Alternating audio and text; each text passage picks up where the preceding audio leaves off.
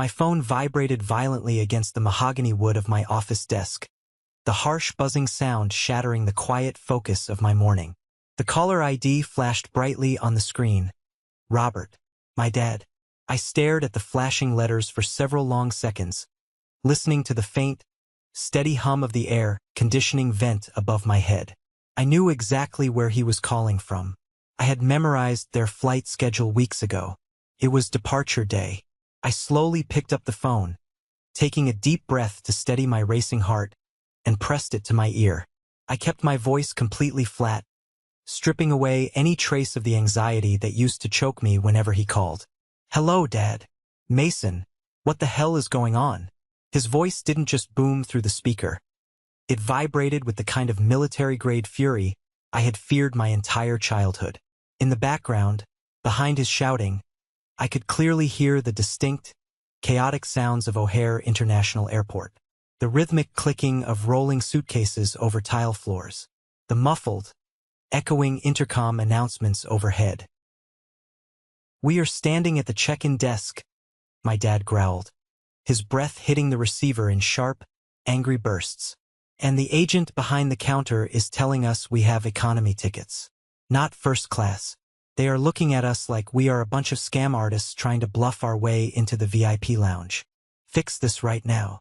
I leaned back in my heavy leather chair, turning slowly to look out the massive floor-to-ceiling window at the sprawling Chicago skyline. The sky was a brilliant, clear blue. There is no mistake, Dad, I replied, my tone even and cold. I made some adjustments to the reservations.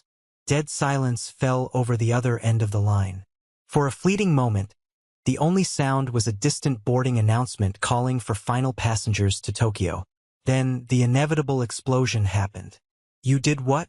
How dare you change the travel arrangements without telling us? We are standing here in our best clothes, and we look like absolute fools. I am sorry you feel embarrassed, I replied, feeling an icy, satisfying calm wash over my entire body. It was a calm that took 32 years of mistreatment, manipulation, and financial abuse to build. But as you explicitly said to me last month, Dad, gifts once given belong to the recipient. You decided to change who was going on this trip without my consent. So, I decided to change what kind of trip it would be. This is completely unacceptable, he sputtered, his voice cracking with rage. You fix this right now, Mason, or there will be serious, permanent consequences for your relationship with this family. I gripped the phone tightly, feeling the phantom weight of the $26,000 I had bled for, the weight of missed weekends, of skipped meals, of a lifetime spent desperately trying to buy my father's respect. I think those consequences already happened, Dad. They happened the moment you looked me in the eye and decided Isabella was more deserving of my place than I was. Enjoy economy class. I hear the middle seats back by the lavatories are particularly tight this time of year. I hung up the phone and set it face down on my desk. Before I tell you about the absolute disaster that awaited them when they landed in Dubai, and the ultimate karma that destroyed their little fantasy, tell me where you are watching from in the comments below. Thank you for being here. Grab a warm glass of water, sit down, and listen to me tell the rest of this story. I grew up in a house where the rules applied strictly to me, but all the rewards magically flowed to my older brother, Carter. I am 32 years old now, working as a senior finance manager at a massive corporate investment firm here in downtown Chicago. I have a six-figure salary, I own my house, and I have a solid, growing investment portfolio. But let me be entirely clear, absolutely none of that came from family help. Came from pure, unfiltered survival instincts. My dad, Robert, is a retired military officer. For as long as I can remember, he ran our suburban house exactly like a military barracks. Beds had to be made with hospital corners, chores had to be executed with precision, and disobedience was met with shouting. But his legendary strictness had a massive, glaring blind spot, and that blind spot was Carter. Carter is 3 years older than me, and by the time I was halfway through high school, it was painfully obvious that he was completely allergic to responsibility. He dropped out of 2 different universities, complaining that the professors were out to get him. He bounced from one entry-level sales job to another, always armed with a convenient excuse about why his boss was toxic or the market was too tough. And yet, in my dad's eyes, Carter was the golden boy who could do no wrong. If Carter managed to hold down a job selling gym memberships for 6 consecutive months, my dad would take him out for a steak dinner and brag loudly to the neighbors about his incredible work ethic. If I brought home a high school report card with 5 A's and a single B, my dad would sit me down at the kitchen table for an hour, intensely interrogating me about why I was slacking off and wasting my potential. My mom, Martha, was the ultimate peacekeeper. She hated conflict of any kind. If my dad yelled, she shrunk into the background. If my dad praised Carter, she clapped along with a tight smile. She never once stood up to him, not even when the disparity between us became financially devastating. When Carter was 22, he completely drained the college fund my parents had meticulously set up for him. He used a massive chunk of it to travel through Europe with his fraternity brothers, claiming he desperately needed to find himself before entering the corporate world.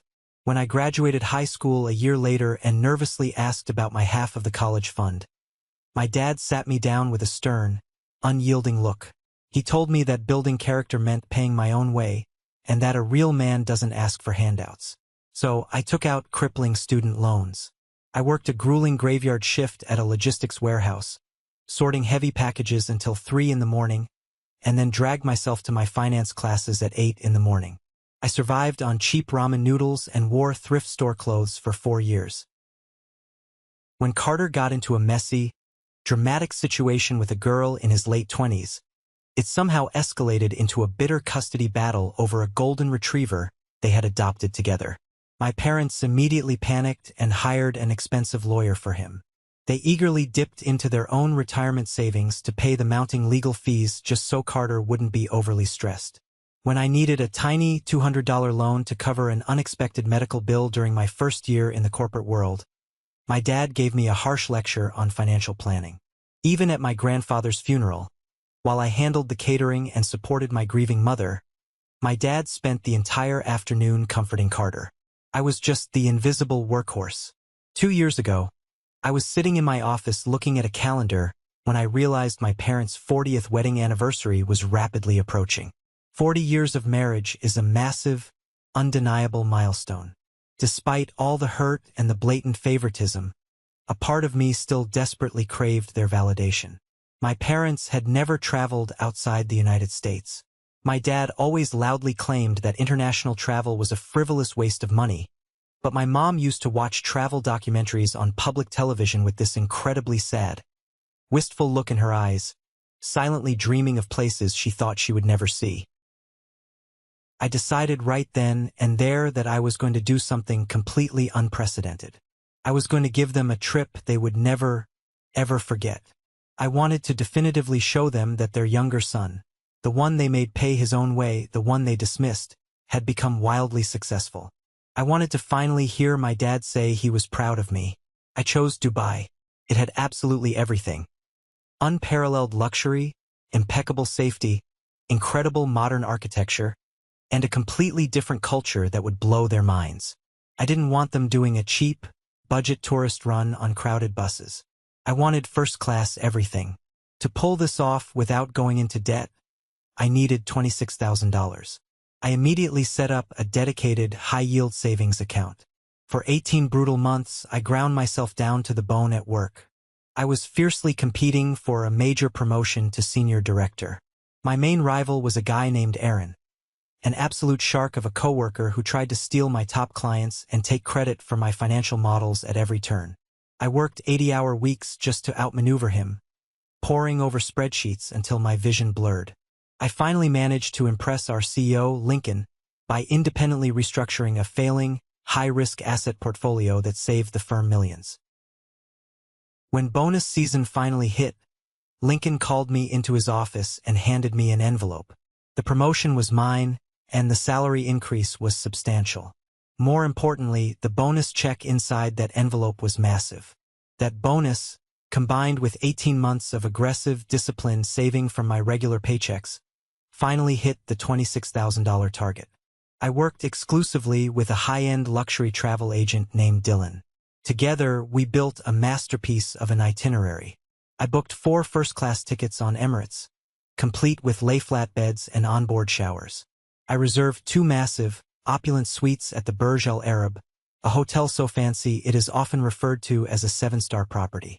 I booked a private, sunset desert safari in a vintage Land Rover, complete with a private chef cooking under the stars.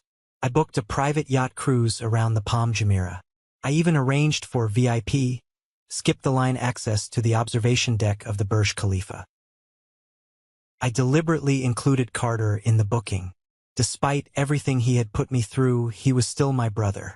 I naively figured a family trip of this incredible magnitude might finally bring us together and erase the resentment. I wanted us all sitting on a yacht in the warm Persian Gulf, putting the painful past behind us for good. I sacrificed my own life for this dream. I drove a battered 10-year-old sedan while my colleagues bought luxury cars.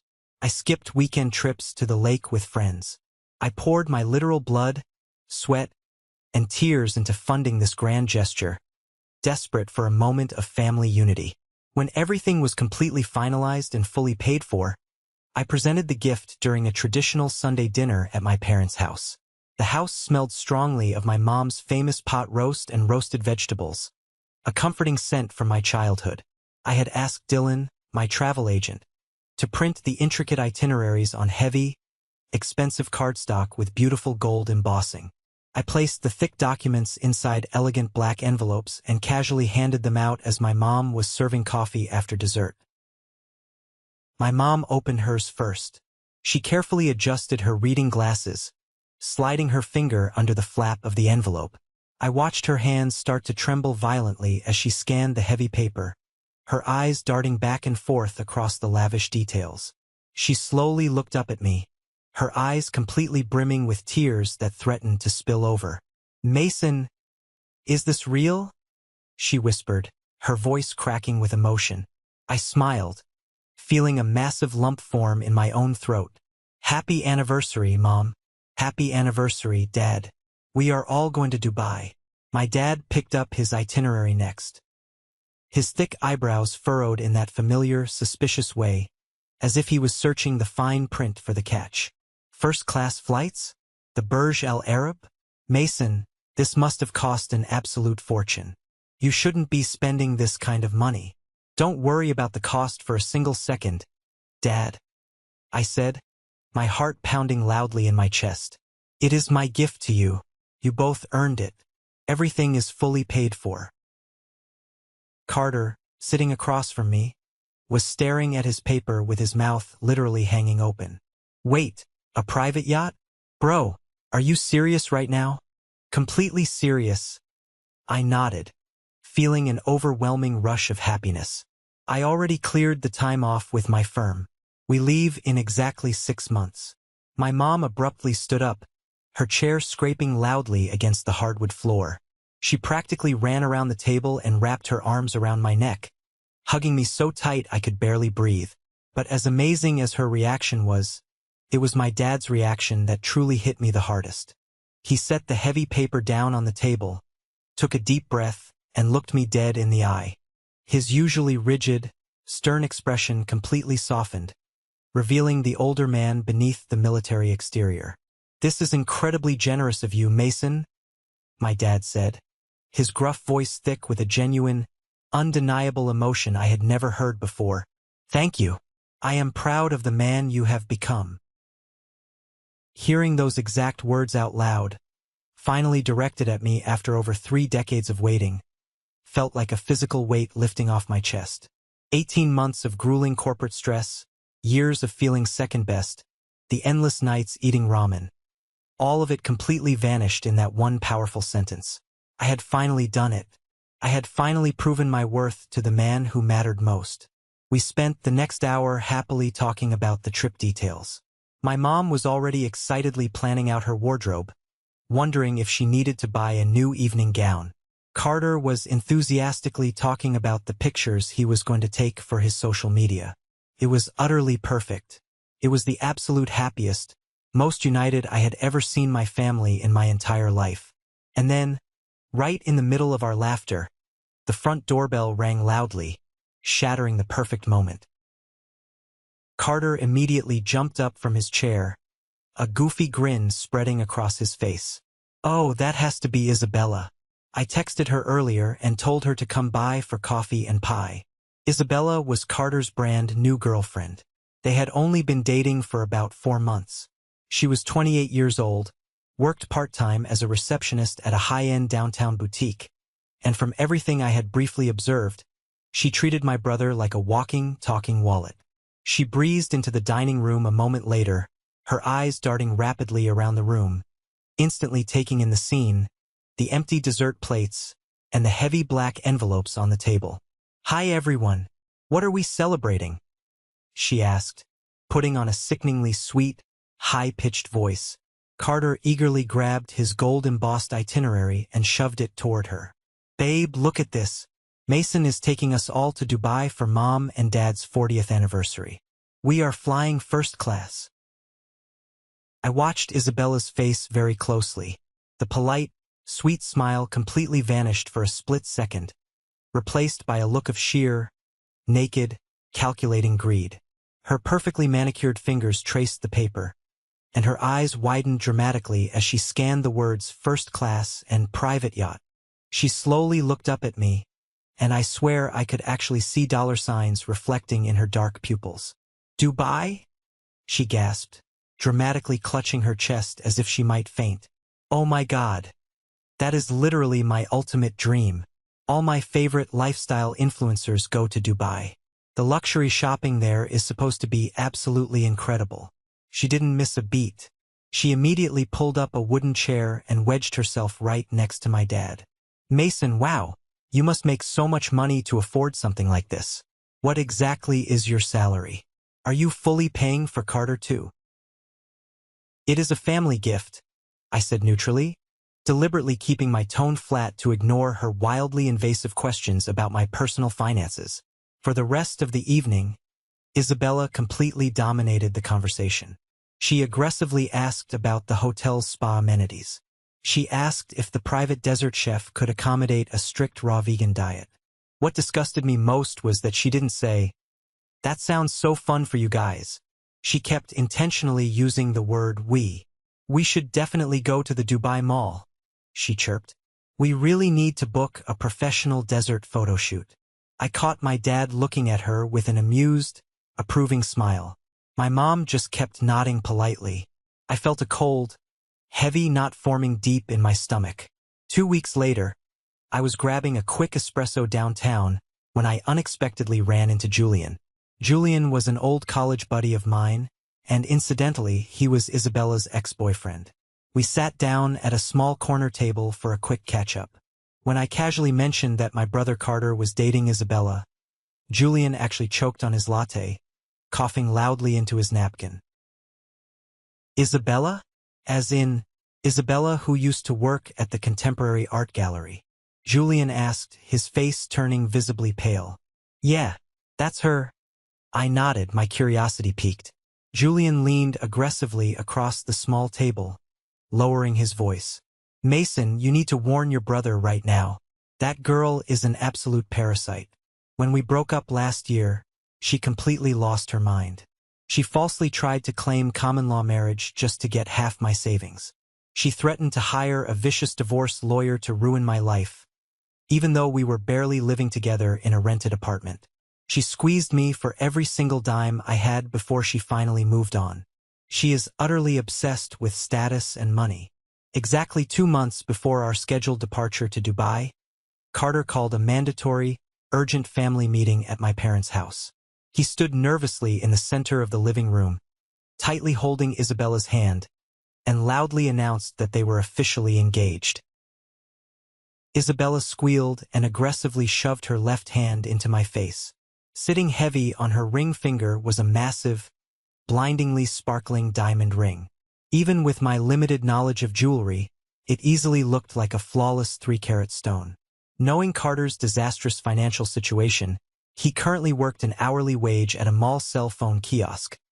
There was absolutely zero mathematical chance he bought that expensive ring on his own. I offered my congratulations, forcefully pasting a fake, tight smile on my face to keep the peace. But as I leaned in to hug my mom, I noticed something glaringly wrong. For as long as I could remember, every single day of her life, my mom wore a heavy vintage gold necklace. It was a priceless family heirloom passed down from her grandmother, and it was her most prized, treasured possession. Today, her neck was completely bare. "Mom, where's your gold necklace?" I asked quietly, pulling her aside when Carter and Isabella were distracted by taking selfies with the ring.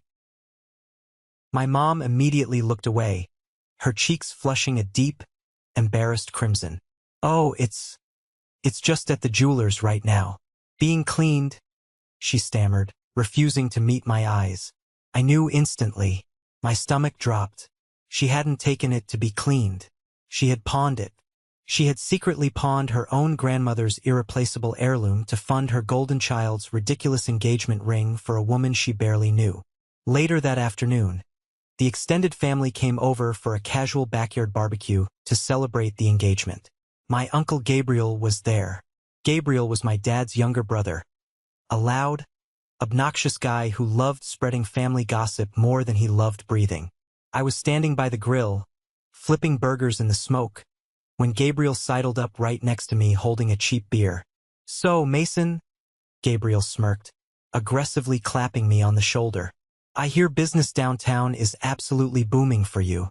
Robert was just telling me you pulled in a massive corporate bonus this year. Said it was more than enough to easily fund a luxury Middle Eastern vacation for the whole family." I froze, the spatula completely still in my hand. "Dad told you about my financial bonus?" "Oh yeah," Gabriel laughed loudly, taking a swig of his beer. "He was bragging about it to everyone down at the country club last week, saying his youngest son makes more money than the doctors in the neighborhood." Isabella was right there listening to the whole thing, too. She chimed in and said Carter is so incredibly lucky to have a brother with such deep pockets and a massive future inheritance. My blood ran absolutely cold. Isabella knew. She fully knew I had serious money. She knew my parents would blindly bend over backward and sacrifice their own possessions for Carter. And she knew exactly how much that $26,000 vacation was worth. Gabriel, desperately trying to play the friendly, gossiping uncle, had just unwittingly painted a massive, glowing target right on my back.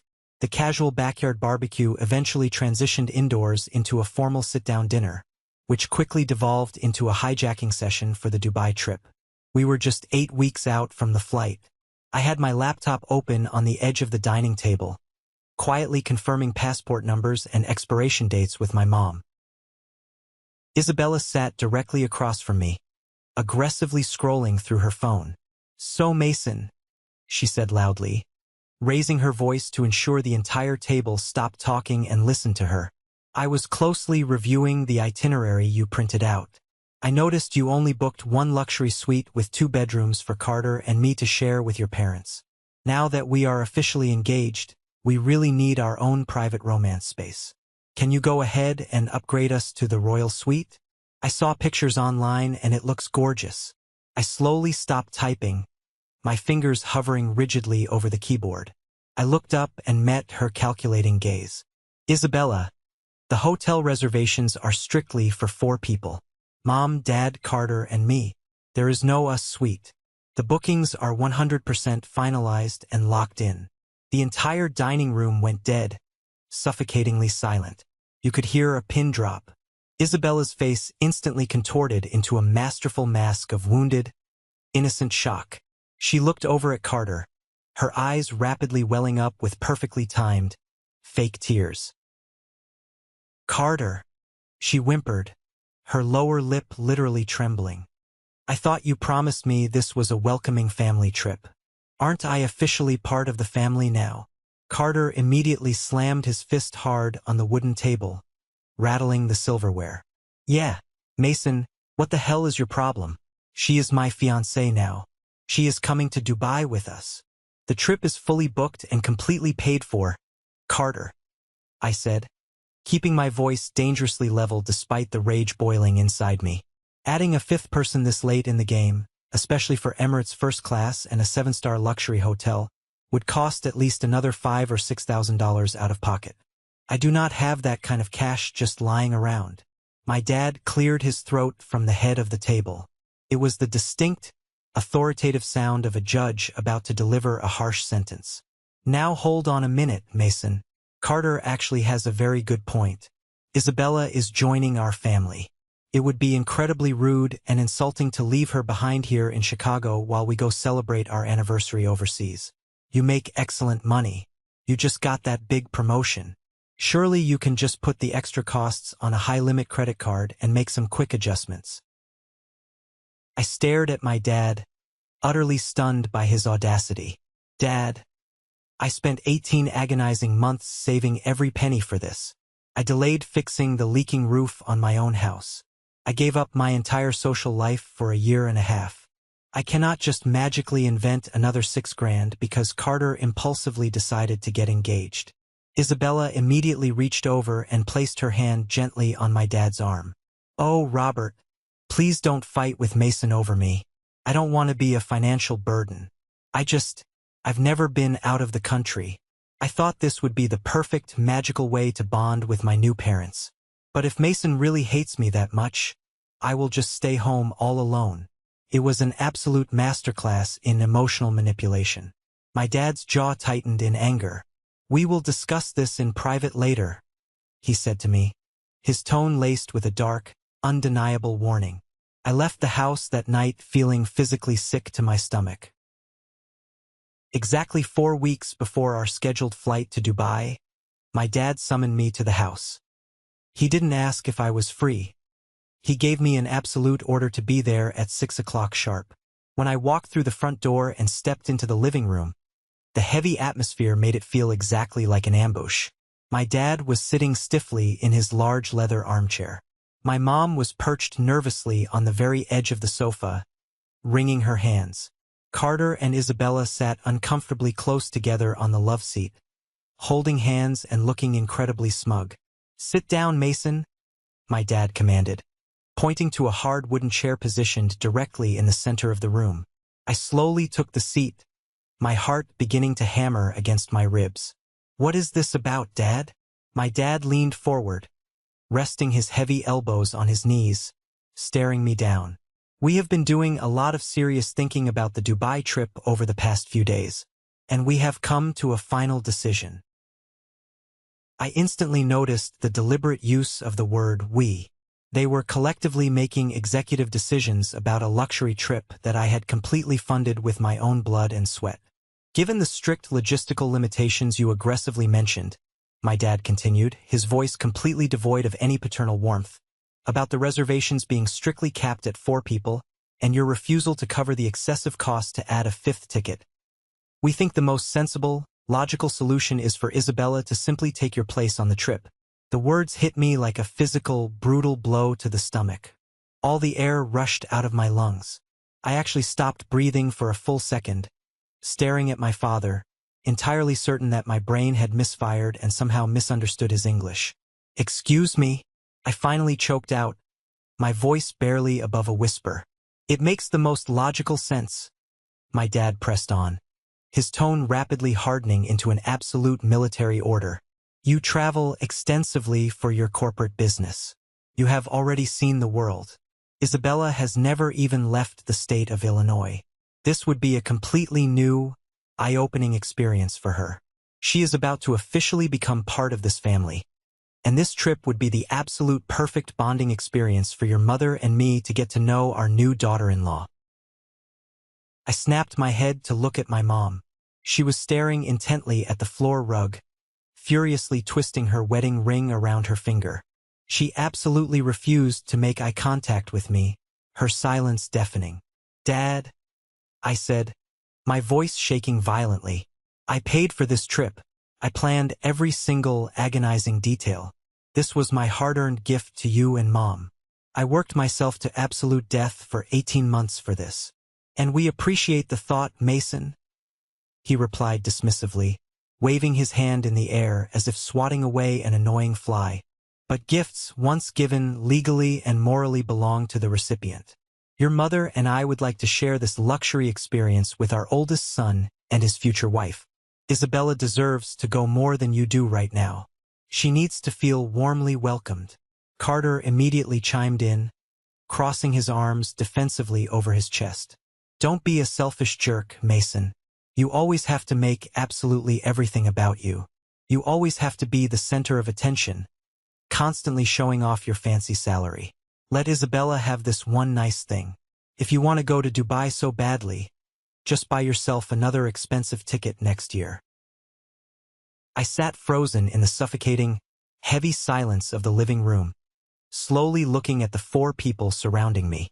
My father, a man who viewed my financial loyalty as an endless entitlement. My mother, whose cowardly silence was the sharpest, most painful knife of all. My brother, a lifelong, unapologetic leech who had never worked a hard day in his life. And Isabella, sitting right there on the love seat with a tiny, triumphant, sickening smirk playing on her lips. Something deep inside my chest finally snapped. It wasn't just a burst of anger. It was an absolute, freezing cold realization that I had wasted my entire adult life trying to win a rigged game. I had been playing by the rules of a family that was designed to exploit me from the very beginning. I stood up.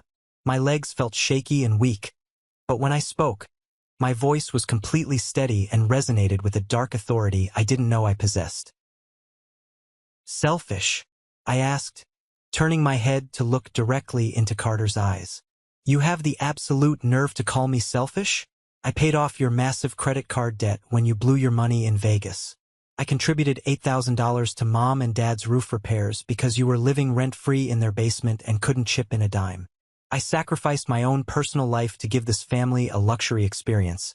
And you think I am selfish because I refused to hand my hard-earned seat to a woman who literally forced Mom to pawn her heirloom necklace just to buy a diamond ring. Carter jumped to his feet, his face turning bright red. Shut your mouth, Mason. You don't know what you're talking about.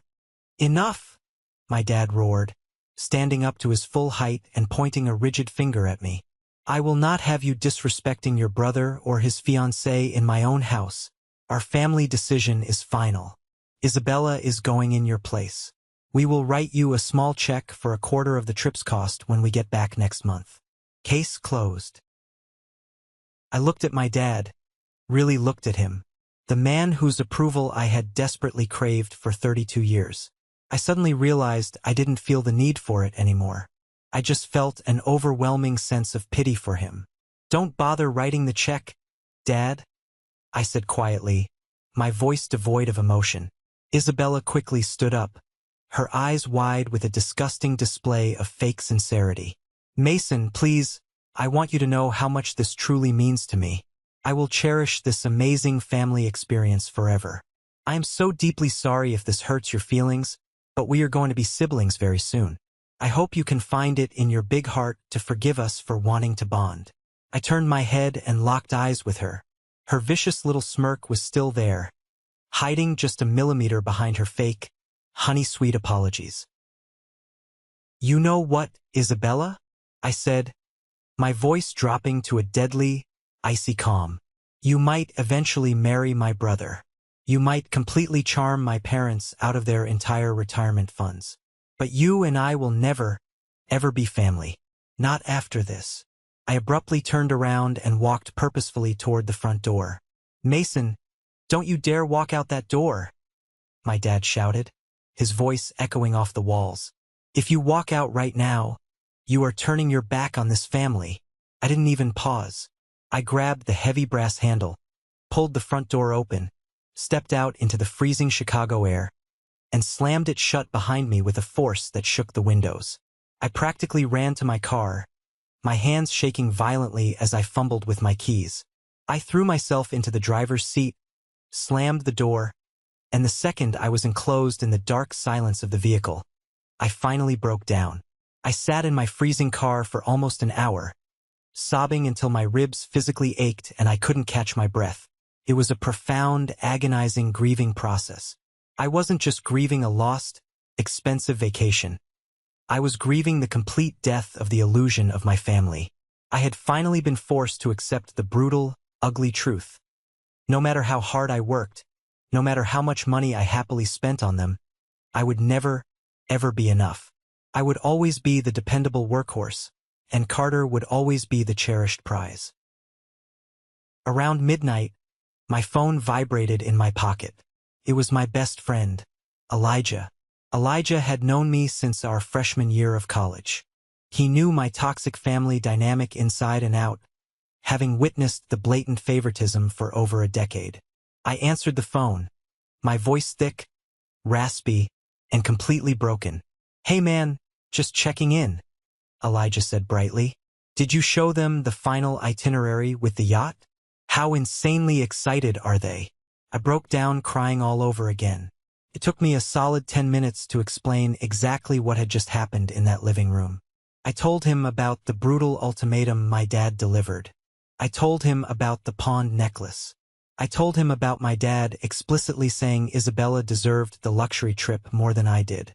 Elijah was dead silent on the other end of the line. The silence stretched on for so long I thought the call had dropped. Then, his voice came through the speaker, incredibly low, focused, and fierce. "Mason, listen to me very, very carefully. They did exactly what to you? They kicked me off my own trip?" I sniffled, wiping my nose with the back of my hand. "I guess I just have to accept it and eat the cost. If I maliciously cancel the whole thing, I will just be the villain forever. They will constantly blame me for ruining their big anniversary." "Stop!" Elijah commanded sharply. "Stop right now. Do you hear yourself talking? You are still desperately trying to please people who just violently ripped your heart out and stepped on it. You planned every second of this trip. You paid for every single dime. Who is the primary contact on the actual reservations?" "I am," I said, blinking away the tears. "Everything is completely booked through my personal travel agent, Dylan. It is all firmly under my name and my corporate credit card." "Exactly," Elijah said, and I could hear a slow, dangerous smile forming in his voice. "They boldly told you that gifts belong to the recipient. Fine, let them have that logic. But you hold the keys to the castle, Mason. You are the one who actually decides what the physical gift is. I'm not saying you angrily cancel the trip and strand them. I'm saying you generously give them exactly the trip they deserve." I sat up completely straight in the driver's seat. The suffocating fog of sadness instantly began to lift from my brain, rapidly replaced by a sharp, crystal-clear, blinding focus. "The reservations are fully in my name," I muttered to myself, the realization washing over me. "You hold all the cards, man," Elijah said. "Don't let them walk all over you like a doormat. They demand a free trip? Give them a free trip. Just make sure it perfectly fits the budget of a guy who got maliciously kicked to the curb." The very next morning, at exactly 8 a.m. sharp, I picked up my phone and called Dylan, my travel agent. "Dylan, it's Mason. We need to make some massive, immediate changes to the Dubai booking." "Oh, hi Mason," Dylan said cheerfully, his keyboard clicking as he pulled up my extensive file. "What's going on? We are only a few weeks out from departure. Are we adding another special dinner reservation?" "No," I said, my voice completely steady and completely devoid of emotion. "I am no longer going on the trip. My brother's new fiancée, Isabella, will be taking my place. Please officially change the name on my flight ticket to hers." "Oh wow, I'm so incredibly sorry to hear you won't be going," Dylan said, sounding genuinely disappointed. "I will make the name change right now. There is a small administrative fee for that, but it's no problem at all." "That's not all," I continued, staring blankly at my office wall. "I need you to immediately cancel the first-class Emirates flights for all 4 of them. Rebook them in standard economy, the absolute cheapest, non-refundable seats you can possibly find on the plane. Try to get them middle seats near the back if you can." Dylan completely stopped typing. The line went quiet. "Wait, you want to downgrade 4 luxury first-class international tickets to basic economy? Mason, are you sure? That is a grueling, exhausting 14-hour flight." "I am absolutely positive." "Okay." Dylan said hesitantly, the clicking resuming slowly. Done. The refund difference for that alone is massive. What about the hotel? The Burj Al Arab. Cancel it, I ordered coldly. Cancel the massive suites. Find a basic, 3-star hotel on the far outskirts of the city. Something deep in Dara. Safe but absolutely punishingly basic. No ocean views. No luxury amenities. Just 2 standard double rooms with twin beds. Mason, Dara is miles away from the glamorous tourist center. Dylan warned, his voice thick with concern. It is going to take them an hour sitting in heavy traffic just to get to the Burj Khalifa. This completely, fundamentally changes the nature of the entire trip. That is exactly the goal, Dylan. Also, cancel the private sunset desert safari. Cancel the private luxury yacht. Cancel the VIP fast-track tickets to the Burj Khalifa. Cancel the airport limo transfers. Book them a standard shared shuttle bus from the airport, and leave the rest of their itinerary completely blank. They can figure out their own cheap activities. I could clearly hear Dylan breathing heavily on the phone. Mason, I have to ask, are you okay? This is a complete, savage gutting of a $26,000 luxury experience. They are going to have a very, very rough time. My family circumstances dramatically changed, I said, and so did the budget for their anniversary gift. All right, Dylan sighed deeply. With all these extreme cancellations and downgrades, you are getting a massive refund credited back to your account. We are talking over $18,000. Do you want me to just refund it directly to your corporate card? I looked at the beautiful Chicago skyline out my office window. I thought about Isabella's smug, victorious smile. I thought about my dad telling me I didn't deserve a seat at the table. No, Dylan, I said, a genuine, wicked smile forming on my face. I want you to use that $18,000 to book a solo trip for me. Find the most exclusive, hyper-luxurious overwater bungalow in the Maldives. Book it for the exact same dates they are sweating in Dubai. Dylan actually laughed out loud. A revenge upgrade. Mason, I will get you a St. Regis villa that will absolutely blow your mind. The sheer panic radiating through the phone was palpable. Standing in my quiet, climate-controlled office overlooking the Chicago River, I listened to my father completely lose his mind at the Emirates check-in counter at O'Hare. Just a few weeks prior, he had sat in his comfortable living room armchair and coldly told me that Isabella deserved my seat on a $26,000 luxury vacation. Now, the reality of my retaliation was hitting him square in the jaw. Mason, I am not playing games with you, my dad growled into the phone. The background noise of the busy airport terminal seemed to amplify his rising desperation. You need to call your travel agent right now and fix this. The agent here is telling us we are booked in basic economy. Group 6 boarding. We don't even have assigned seats together. We are scattered all over the back of the plane. That sounds like a logistical issue for the 4 of you to figure out, I said, my voice as smooth and unbothered as glass. Maybe Isabella can use her incredible charm to ask someone to trade seats with her. Do not test me, Mason, my dad barked. I am your father. I demand you fix this. If you do not upgrade these tickets back to first class this instant, I will write you out of my will. Your entire inheritance will go to Carter. Do you understand me? I actually laughed. A real, genuine laugh that bubbled up from the depths of my chest. Keep the inheritance, Dad. Give it all to Carter. He is going to need it to pay off Isabella's credit card bills anyway. I make my own money. I built my own life. And I certainly do not need your money dangling over my head like a threat anymore. I could hear a scuffle on the other end of the line. Suddenly, Carter's voice replaced my dad's. Carter sounded completely frantic, borderline hysterical. Mason, bro, come on. Stop messing around. Isabella is literally crying by the luggage scale. She bought 3 new designer suitcases for this trip. They are telling us we have to pay extra for checked bags because basic economy doesn't cover luxury luggage allowances. We don't have the cash for that. We are supposed to be flying first class. This is supposed to be our early honeymoon preview. Carter, I said firmly, shutting down his whining immediately.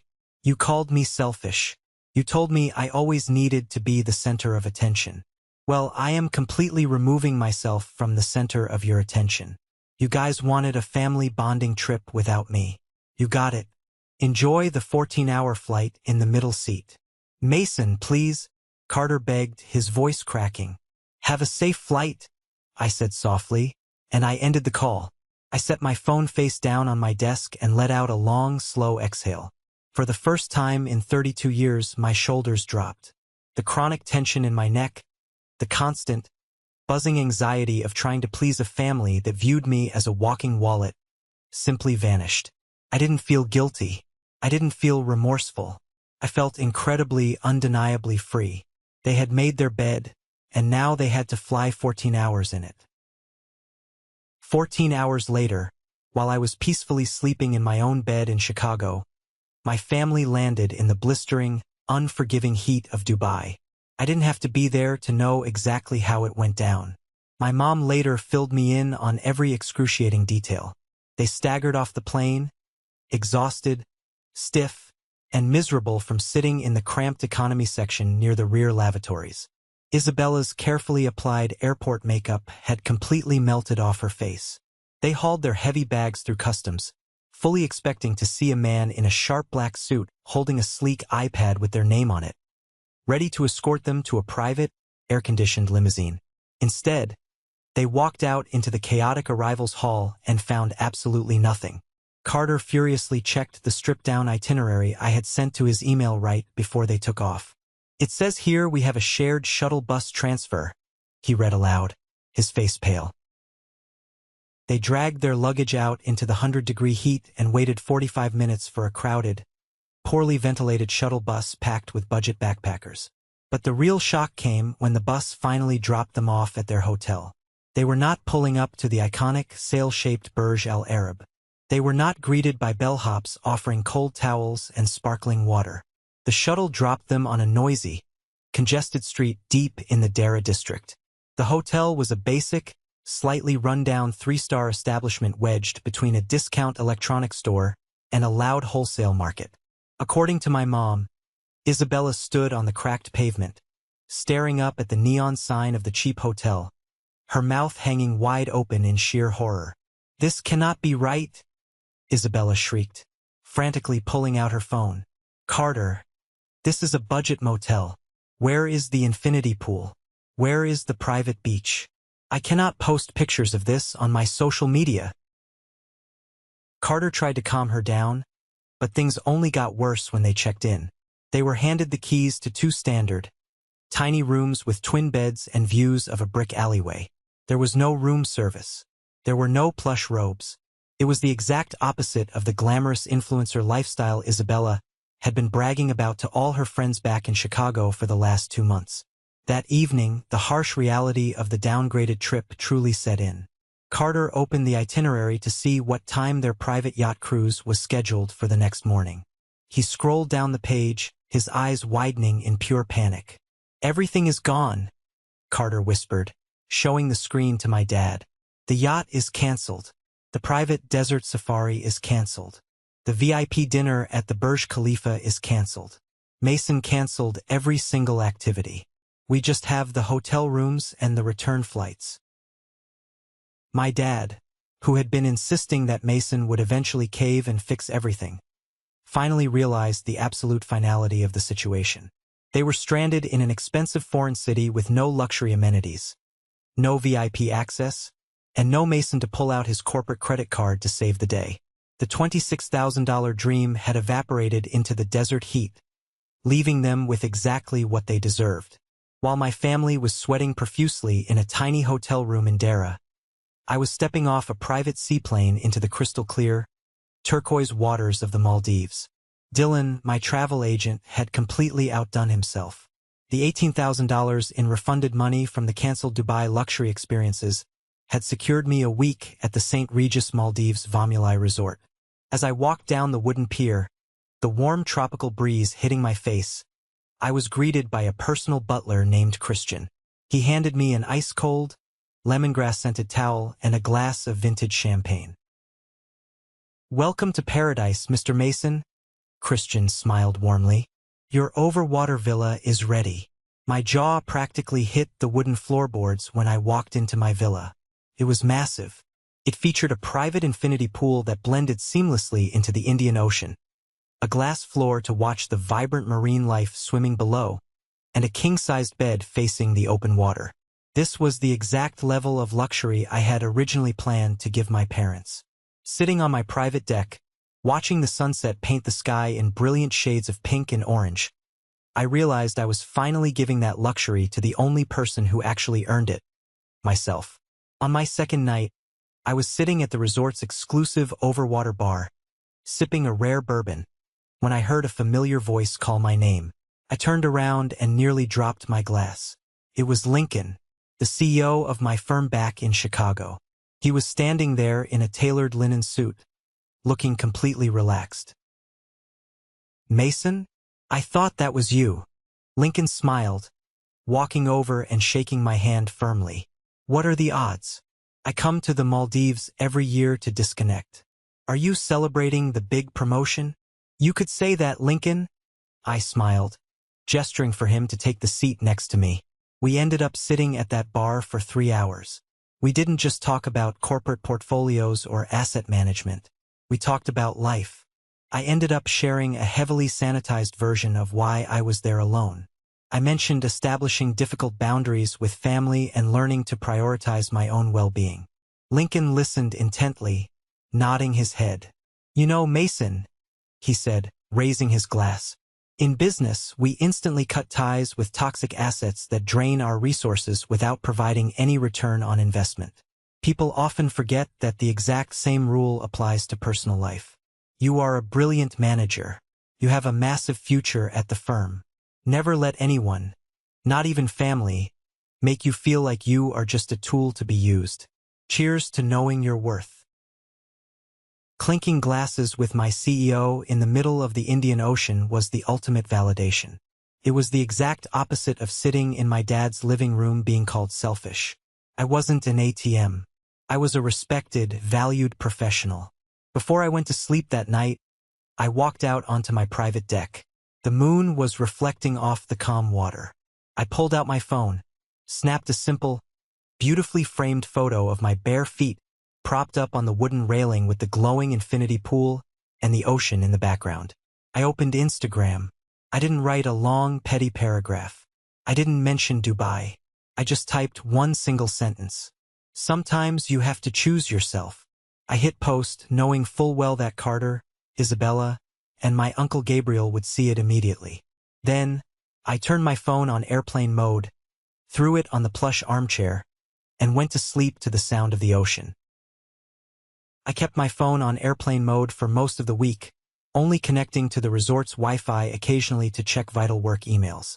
But when I did log on, I couldn't help but peek at the absolute circus unfolding on social media. Isabella was spiraling completely out of control. Her Instagram feed, which was supposed to be a carefully curated gallery of luxury Dubai aesthetics, had devolved into a chaotic, passive-aggressive complaint board. She was posting endless Instagram stories from the back of crowded public transit buses and from the tiny balcony of their Dara hotel. One photo showed a blurry, zoomed-in shot of the Burj Khalifa from miles away, blocked by power lines. The caption read, "Not everything is as glamorous as people promise. Sometimes family lets you down when you need them most. Hashtag travel fails, hashtag expectation versus reality, hashtag heartbroken." Another post was a selfie of her and Carter sitting in a cheap food court. Carter looked utterly exhausted, his eyes carrying dark, heavy bags. Isabella looked furious. 3-hour wait just to get into a basic mall restaurant because someone canceled our VIP dining reservations without telling us. Being the bigger person is so exhausting. It was pure, unadulterated projection. She was trying to frame herself as the innocent victim of a cruel prank, but anyone with an ounce of common sense could see right through it. Meanwhile, my single, serene photo of the Maldives infinity pool was racking up likes and comments from my friends and colleagues. The stark contrast between our trips was doing exactly what I hoped it would do. It was forcing my parents to spend 24 hours a day, 7 days a week, locked in a cheap hotel with the real Isabella. Without the distracting buffer of luxury suites, private chefs, and unlimited room service, Isabella's true, toxic personality was on full display. My mom later confessed that the entire week in Dubai was a living nightmare. Isabella complained incessantly about the brutal heat. She yelled at Carter for not having enough money on his debit card to buy her expensive dinners. She refused to walk anywhere, demanding they pay for premium taxis they couldn't afford. She treated my mom like a personal servant, asking her to iron her dresses and run down to the lobby for extra towels. The breaking point for my parents was watching how Isabella treated Carter. For years, my dad had coddled Carter, protecting him from the harsh realities of the world. Now, he was forced to watch his golden boy get verbally berated in public by a woman who only cared about what he could buy her. Carter was miserable, stressed, and completely broke. By day 4 of their miserable trip, the facade had completely crumbled. The sweet, polite girl who had charmed my dad in the living room back in Chicago was gone. In her place was a demanding, entitled nightmare who threw tantrums when she didn't get her way. My dad, who valued respect and discipline above all else, was rapidly losing his patience. The stage was perfectly set for the final catastrophic meltdown. On my 5th day in the Maldives, I was enjoying a deep tissue massage at the overwater spa when my phone vibrated in my locker. I checked it afterward and saw a long, desperate text message from my mom. "Mason, I am so incredibly sorry. You were right about everything. Isabella just lost her mind at the mall. Your father is furious. I just want to go home. Please call me when you can." I didn't call her back. I let her sit with the uncomfortable reality she had helped create. But weeks later, when the dust finally settled, Carter practically gave me a play-by-play of the monumental disaster that occurred at the Dubai Mall. The Dubai Mall is one of the largest, most extravagant shopping centers in the entire world. It is a playground for the ultra-rich. Isabella had dragged the family there, demanding they spend their final day window shopping at high-end designer boutiques. They walked past the massive indoor aquarium and approached the luxury car displays. Isabella stopped dead in her tracks in front of a gleaming, brand-new Porsche 911 on display in the mall promenade. She grabbed Carter's arm, her eyes wide with a manic, demanding intensity. "Carter," she announced loudly, not caring who heard her, "this trip has been an absolute disaster. We have been staying in a literal dump. We haven't done anything fun. My friends back home are laughing at me. If we are seriously flying home in economy class tomorrow, you owe me a massive apology." Carter looked around nervously, noticing the affluent shoppers staring at them. "I know, babe, I'm sorry. I'll make it up to you when we get back to Chicago."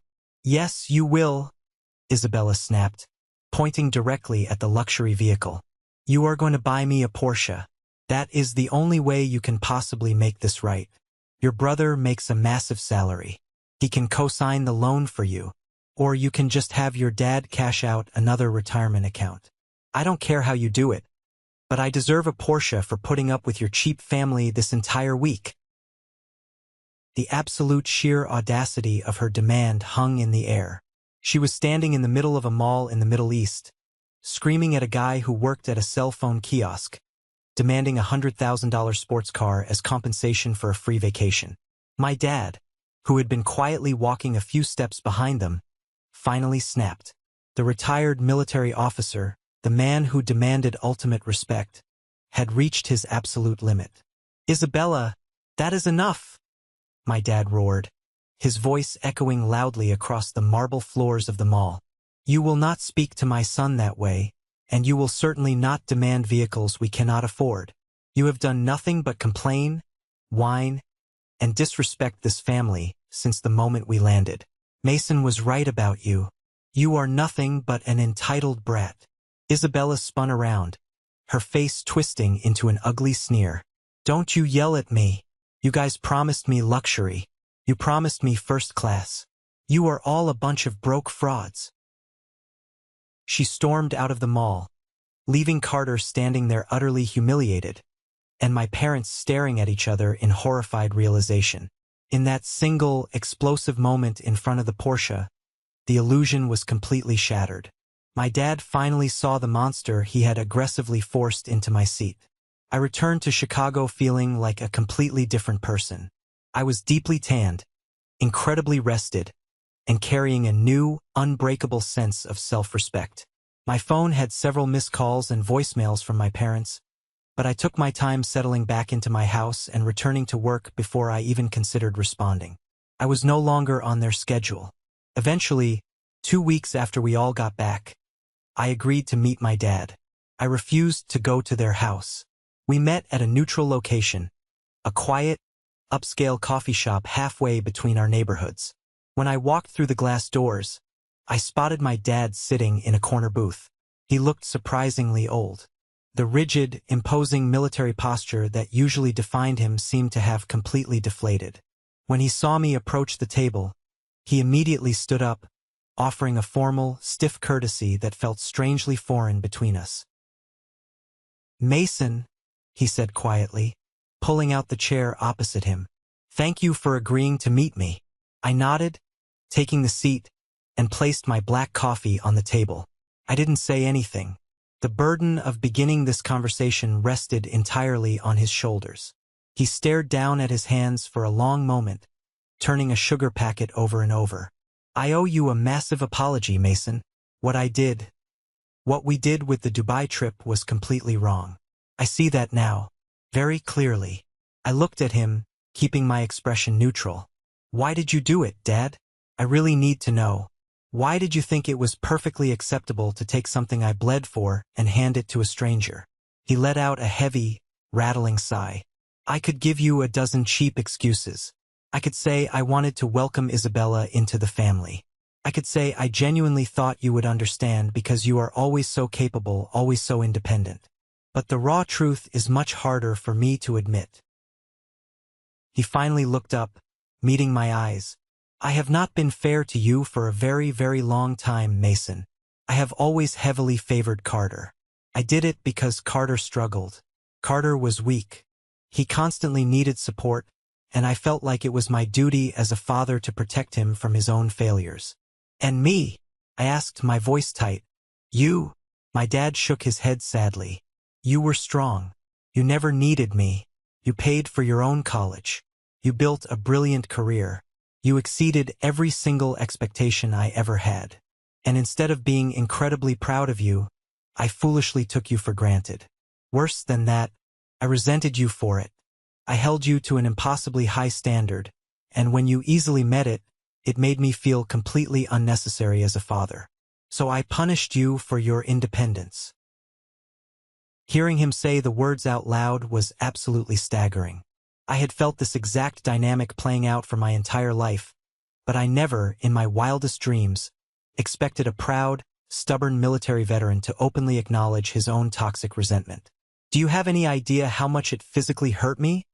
I said, my voice barely above a whisper. "When you looked me in the eye and said Isabella deserved to go more than I did?"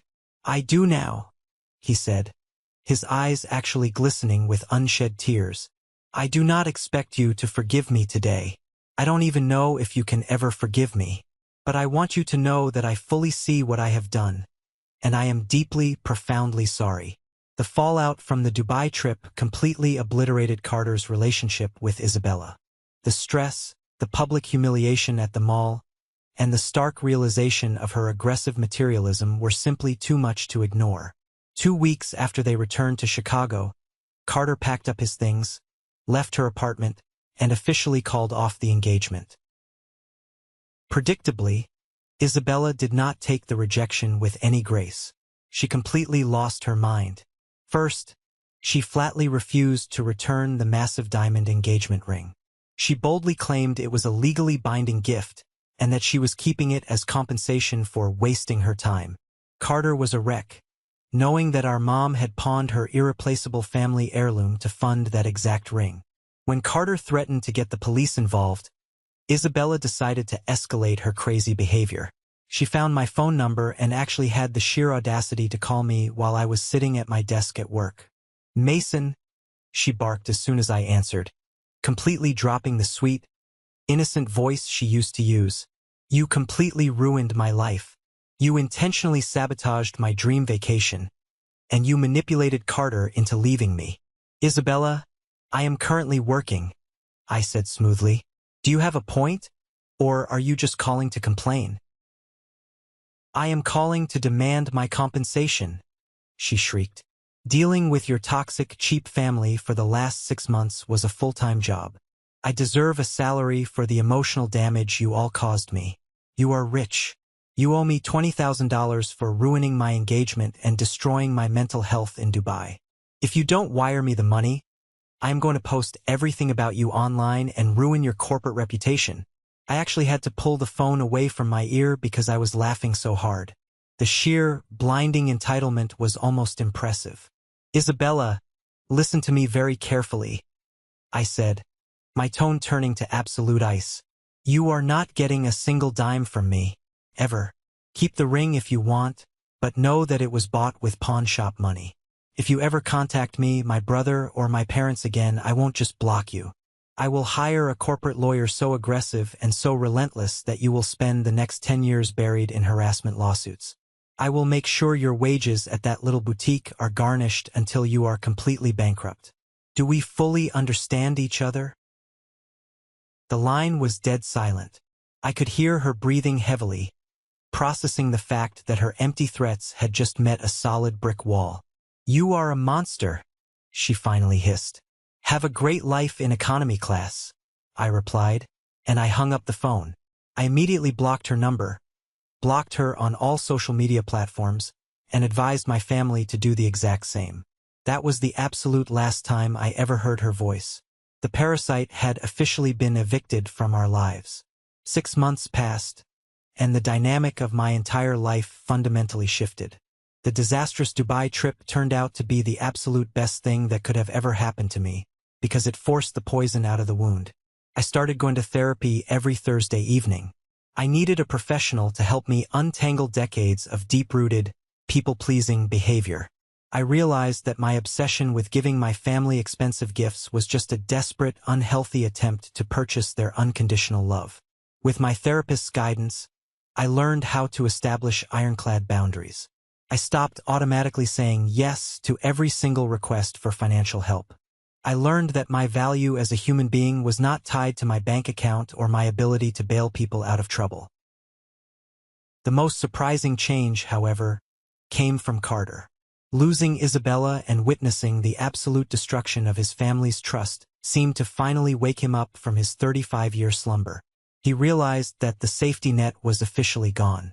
For the first time in his life, he didn't run to my dad for a bailout. Carter quit his dead-end job at the mall kiosk and enrolled in an intensive, 6-month vocational training program for HVAC repair. He worked grueling daytime shifts as an apprentice, getting his hands dirty, and studied at night. He started making real, honest money. One evening, he showed up unannounced on my front porch. He looked tired, but his eyes were clear. He handed me a white envelope. "What is this?" I asked, opening the envelope to find a check for $2,000. "It's the money you gave me for rent last year," Carter said, shoving his hands into his pockets. "I'm paying you back, Mason, for everything. I'm paying off Mom's pawn ticket first to get her necklace back, and then I'm going to pay you back for every single time you bailed me out. I was a terrible brother. I took complete advantage of you, and I am so deeply sorry." I looked at the check, and then I looked at my brother. I didn't tear up the check. I folded it and put it in my pocket, because holding him accountable was the only way we could ever build a real relationship. "Thank you, Carter," I said, stepping aside. "Do you want to come inside for a beer?"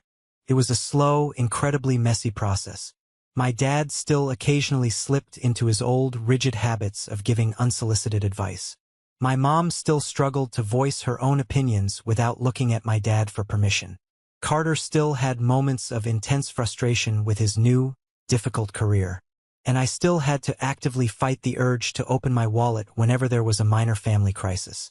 But the crucial difference was that we were finally honest with each other. There were no more secrets, no more hidden resentment. We caught ourselves and we held each other accountable. We were finally starting to act like a real, functional family. For my parents' 41st wedding anniversary, we didn't go to Dubai. There were no first-class tickets, no seven-star hotels, and absolutely no private yachts. Instead, Carter and I split the cost of renting a modest, rustic wooden cabin on a quiet lake up in Wisconsin, just a 3-hour drive from Chicago. We loaded up our cars with groceries, board games, and cheap beer. The four of us spent the long weekend entirely disconnected from the outside world. We grilled hot dogs on the back deck. We drank coffee on the wooden dock, watching the morning mist roll off the lake. My dad and Carter spent hours struggling to fix a broken fishing rod, laughing when they completely tangled the line. My mom wore her grandmother's vintage gold necklace, which Carter had proudly redeemed from the pawn shop, and she looked happier and more relaxed than I had ever seen her. One evening, as the sun was setting over the water, my dad walked over to where I was sitting by the fire pit. He handed me a cold beer and sat down in the Adirondack chair next to me.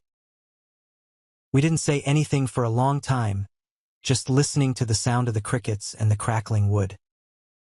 If you are watching this and you recognize these toxic patterns in your own life, if you are the dependable workhorse, the invisible ATM, the one who is always expected to sacrifice while the golden child gets a free pass, you need to hear this. You cannot buy respect. You cannot purchase unconditional love. Sometimes, the most loving, powerful thing you can do for yourself and for your family is to firmly plant your feet, look them in the eye, and say no. Thank you for sticking around and listening to my story. And for those of you who made it to the very end of this video, you are the real ones. If you are hearing my voice right now, drop a W in the comments. W stands for winner. That is our secret code. It's the mark of the 1% Club, the incredibly awesome, dedicated viewers who stick around to the very end and truly understand the message. It lets me know who my real supporters are. Please give this video a like, hit that follow button, and turn on notifications so we can continue hanging out and sharing these crazy life stories together. Stay strong, know your worth, and I'll see you in the next one.